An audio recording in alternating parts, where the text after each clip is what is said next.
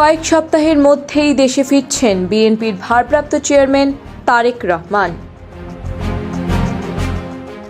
বৃহস্পতিবার রাজধানীর শেরেবাংলা নগরে জিয়াউর রহমানের কবরের সামনে শ্রদ্ধা নিবেদন শেষে এ তথ্য জানিয়েছেন বিএনপির স্থায়ী কমিটির সদস্য AZM জাহিদ হোসেন।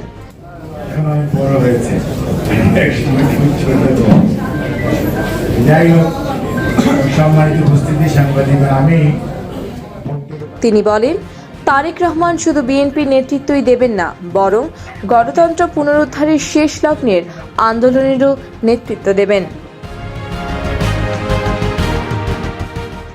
জাহিদ হোসেন অভিযোগ করেন, নিউ ইয়র্ক সফরে প্রধান উপদেষ্টার সফর সঙ্গী বিএনপি মহাসচিব সহ নেতাদের যেভাবে আওয়ামী লীগ কর্মীরা হেনস্থা করেছে তা প্রমাণ করে আওয়ামী লীগের রাজনীতি প্রতিহিংসামূলক।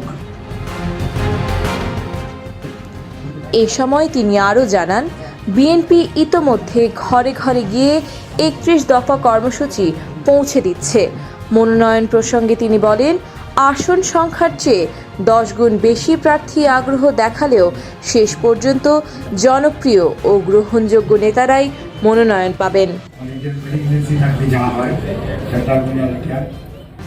জাহাঙ্গীর আলম পলক, দ্য নিউজ অফ বাংলাদেশ।